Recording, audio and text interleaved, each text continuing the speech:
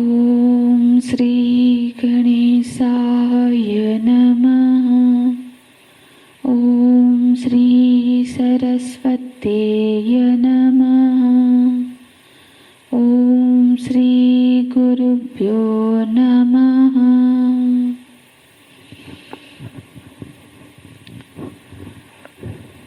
श्लोक नंबर 47 और 48।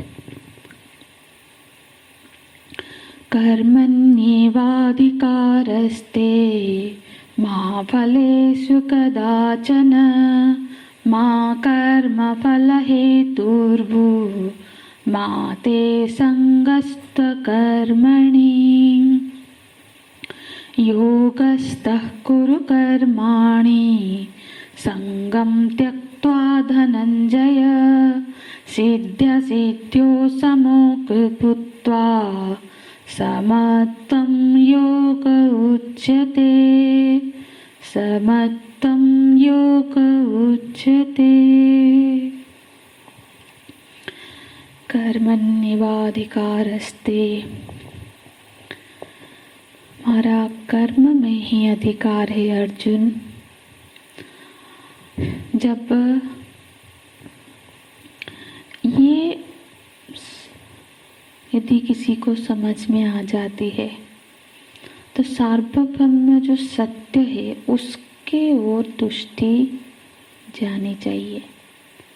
हमारी इच्छा ये रहती है कि कर्म तो चाहे हम कुछ भी करूँगा पर फल मुझे वही मिलना चाहिए जो मैं चाहता हूँ।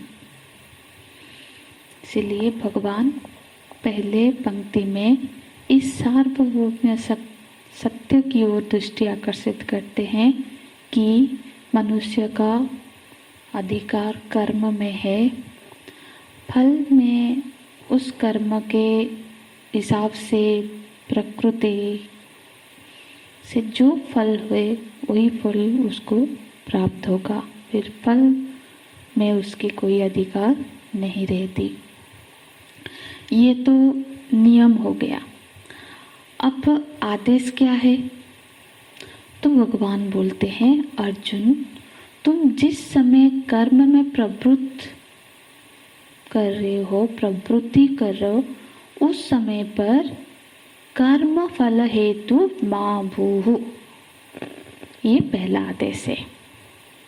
हम ग्रंथ साथ ही रखेंगे, श्लोक देखते रहेंगे। तो भगवान बोलते हैं तुम कर्म फल हेतु मत बनना। माने जब तुम्हारे कर्म में प्रवृत्ति हो तब तुम्हारे कर्म में प्रवृत्ति का हेतु फल नहीं होना चाहिए। कर्म का कोई ना कोई फिर प्रवर्तक तो होगा। तो बोलते हैं तुम्हारे कर्म के प्रवृत्ति का हेतु फल नहीं होना चाहिए। ये भगवान का आदेश हो गया। अब पर दुनिया में तो व्यक्ति के कर्म का हेतु तो फल ही होता है। हाँ, कर्म में प्रवृत्ति इसीलिए होती है क्योंकि फल दिखाई देता है। फल का निश्चय करने पर ही करके ही तो हम कर्म में प्रवृत्त होते हैं कि ये कर्म करूँगा तो ये फल मिलेगा। अब प्रभु जी ने ऐसा आदेश दे दिया कि जो दुनिया में दिखाई ही नहीं देता, दुनिया में तो ये फल मिलेगा इसीलिए प्रवृत्ति होती है। और उस फल को प्रदान करने वाला जो कर्म होता है उस कर्म को करते हैं, है ना। तो कर्म में प्रवृत्ति का फिर प्रयोजक कौन होगा? यदि फल हेतु नहीं बनेगा तो प्रवृत्ति में प्रयोजक कौन होगा? हाँ, उनसे जो प्राप्त होने वाला फल है कर्म से वही तो प्रयोजक है। और भगवान क्या कह रहे हैं कि कर्म फल हेतु हो। तुम कर्म फल का हेतु मत बनना। मतलब अपने कर्म के लिए फल को हेतु मत बनाना। तो फिर किसी के मन में भी प्रश्न आएगा कि भगवान कर्म में फल में यदि हम दृष्टि ना रखें तो फिर तो कर्म में उत्साह ही नहीं आएगा। और इस वाक्य का पालन करें तो फिर तो कोई निरुत्साहित हो जाएगा, अकर्मण्य हो सकता है। इसलिए भगवान बोलते हैं माँ ते संगोस्तु कर्मणि, ते अकर्मणि संगस्तु, तुम अकर्म से दोस्ती मत करना।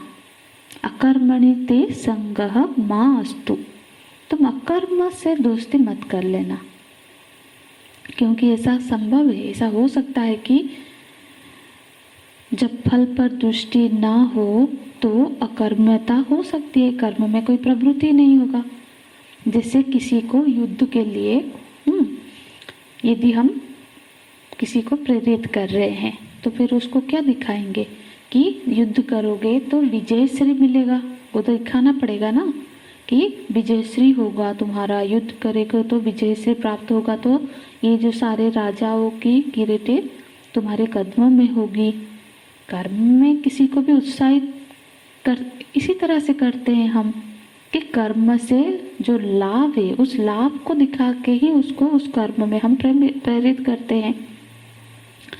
और कर्म में यही एक सबसे मजबूत फैक्टर है। तो जो कर्म, जो फल है, जो उपलब्धि ही है, तो उसी उपलब्धि उस फल को दिखा के हम किसी को उस कर्म में प्रवृत्त करते हैं। और प्रभु जी ने जब ये कह दिया कि तुम उपलब्धि की फल को हेतु मत बनाओ, पर तो इसका प्रभाव ये हो सकता है कि कोई कर्म में निरुत्साहित हो जाए, उत्साह रहित होके वो फिर कर्म करे ही नहीं, अकर्मण्य हो जाए। इसीलिए भगवान ने तुरंत ही भगवान बोलते हैं अकर्मणि संगः न अस्तु, ते संगः अस्तु अकर्मणि, तुम अकर्मण्यता की ओर मत जाना, फल पर भी दृष्टि ना रखो और अकर्मण्यता की ओर भी ना जाओ। तो फिर कर्म का प्रयोजक कौन होगा? इसका उत्तर देते हैं अगले श्लोक में। बोलते हैं योगस्तः कुरु कर्माणि। जब तक इन दोनों श्लोकों को एक साथ नहीं देखा जाएगा तब तक ये 47वां श्लोक समझ में नहीं आएगा, ये अधूरा है। हाँ, इसलिए जो सारे लोग कोट करते हैं ना कर्मण्येवाधिकारस्ते बोल के, एक श्लोक से इसको कोट करने से इसमें तो कोई अर्थ, जब तक दूसरा श्लोक इसके साथ नहीं जुड़ेगा, अर्थ ही प्रकाश नहीं कर रहा है, तो उनको मानो कि ठीक से पता ही नहीं हो एक श्लोक को जो कोट करते होंगे।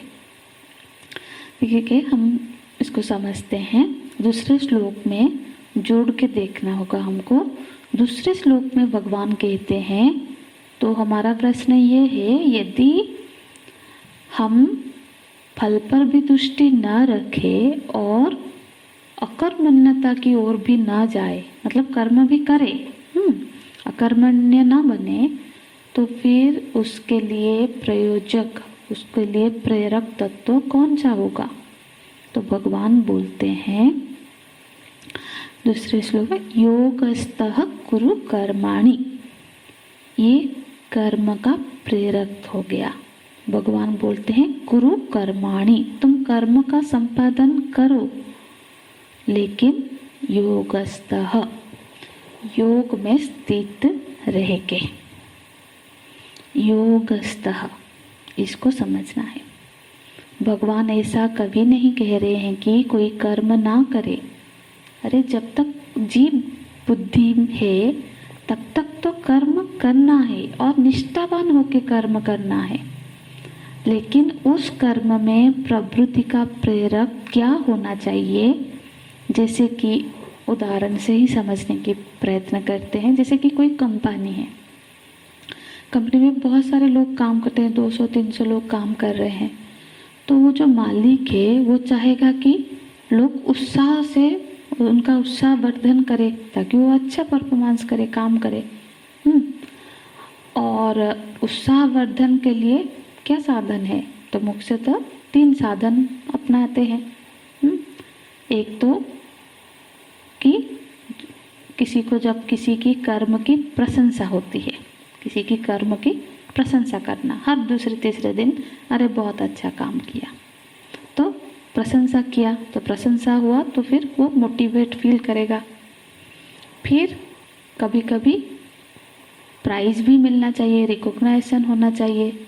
तो एक तो हो गया कर्म की प्रशंसा, दूसरा कभी कभी पुरस्कृत भी करना चाहिए, और तीसरा चीज़ है प्रमोशन।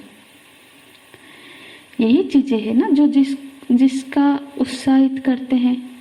जो अच्छे बॉस होते हैं उनको ये सारे ट्रिक्स पता होते हैं। एक तो प्रशंसा, फिर दूसरा थोड़ा इमोशनल इंक्रीमेंट, प्राइज जो भी बोले, फिर तीसरा उनका कार्य का क्षेत्र बढ़ाना, मतलब पहले छोटे क्षेत्र में काम में कर रहे थे, अब बड़ा स्तर दिया, यही तो प्रमोशन है। इन्हीं चीज़ों को से ही किसी को कार्य क्षेत्र में प्रेरित करती है। पर भगवान के आदेश में तो लगता है कि भगवान को इन तीनों ही चीज़ों में कोई रुझान नहीं है। अब देखो, कंपनी में 200-300 लोग होंगे, कोई बहुत से तो वो हर रोज कितने की प्रशंसा करेगा और कितना कर पाएगा, है ना। और इंक्रीमेंट भी देगा तो कितना देगा सबको, प्रमोशन भी कितनों का कर सकता है। तो ये सब तो ऐसे कि फल दिखा दिखा के काम करवाना, ये कोई मतलब फल के पीछे दौड़ता हुआ आदमी कितना उत्साहित होकर काम करेगा, फल ही उसका मोटिवेशन है। पर यदि भगवान कहना चाहते हैं कि अगर उन सभी को के अंदर ऐसी बुद्धि बन जाए कि ये कार्य मेरा कर्तव्य है, अगर कर्तव्य बुद्धि उसको प्रेरित करे अंदर से, तो फिर वो ज़्यादा मजबूत प्रेरणा का स्रोत होगा, जो उतना आसान से टूटेगा नहीं। प्रशंसा होता रहेगा, काम होगा, प्रशंसा नहीं हुआ नहीं होगा, इंक्रीमेंट नहीं हुआ, जॉब छोड़, वो सब क्षणिक है। पर यदि कोई अंदर से कर्तव्य बुद्धि से मोटिवेटेड होके काम कर रहा है कि ये मैंने जॉब लिया है, मुझे मंथ की एंड में सैलरी मिलती है, ये मेरा कर्तव्य है, यदि कर्तव्य बुद्धि से वो काम करेगा, वो यदि प्रेरणा का स्रोत होगा, तो वो ज़्यादा मजबूत स्रोत होगा, वो छोटे छोटे घटना में टूटेगा नहीं। तो ये फल दिखा दिखा के किसको प्रेरित करना, ये कोई बहुत बड़ी बात नहीं है। अगर 200 आदमी है तो कितने को प्रेरित किया जाएगा इस सब चीज़ों से, हाँ। पर ये आपका कर्तव्य है। जब ऐसी मोटिवेशन आ जाएगी, ये ज़्यादा प्रभावी होगा। तो भगवान क्या कह रहे हैं, कर्म का जो सबसे खूबसूरत रूप है, वो जहाँ पर व्यक्ति कर्तव्य बुद्धि से प्रेरित होकर कर्म करता है, वो खूबसूरत है। और उससे भी खूबसूरत रूप है जब वो ईश्वर अर्पित बुद्धि से कर्म करता है। तो कर्म तो प्रेरित करने वाली, कर्म को वो तो प्रेरित करने वाली चीज जो है, वो हमारे भीतर का भक्ति भाव हो, सेवक भाव हो। ये सेवक भाव मुझे प्रेरित कर रहा है कि ना कि कोई प्रमोशन। इसीलिए सेनाओं में हमने देखा है कि उनको बस उनके अंदर देश प्रेम बढ़ा जाता है, तो वो देश प्रेम उनको प्रेरित करती है। छोटे छोटे की प्रमोशन प्राइज कितना करेंगे। तो ये तो बचपना जैसी बात है। जैसे बच्चों को माँ बोलते हैं ना, बेटा इतना होमवर्क कर ले, फिर चॉकलेट दूंगा, तो खेलने जा सकता है, वो कर ले। तो ये जब बच्चों की स्तर की बात है, फल को दिखा दिखा के। पर जब उस बच्चे में कर्तव्य बुद्धि आ जाए कि मेरा पढ़ना कर्तव्य है, मैं एक स्टूडेंट के हिसाब से मुझे पढ़ना मेरा कर्तव्य है, तो फिर उसको इसे हर रोज फल दिखाना नहीं पड़ेगा। इस तरह से अर्जुन, जब किसी को जब ये लगे कि ये तो मेरा कर्तव्य है, पहले कर्तव्य बुद्धि, फिर उसके आगे ईश्वर अर्पित बुद्धि, उसी को बोलते हैं योगस्थः। योगस्थः कुरु कर्माणि। योगस्थ का अर्थ है सेवक भाव से प्रेरित होके योगस्थ कर्मणि कुरु, ये आदेश दिया भगवान ने। सेवक भाव में स्थित होके कर्म करो। आगे का श्लोक कल के कक्षा में देखेंगे। हरि ओम तत्सत। ओम पूर्णमदः पूर्णमिदं पूर्णात् पूर्णमुदच्यते पूर्णस्य पूर्णमादाय पूर्णमेवावशिष्यते। ओम शांति शांति शांतिः। हरिः ओम श्री गुरुभ्यो नमः। हरिः ओम।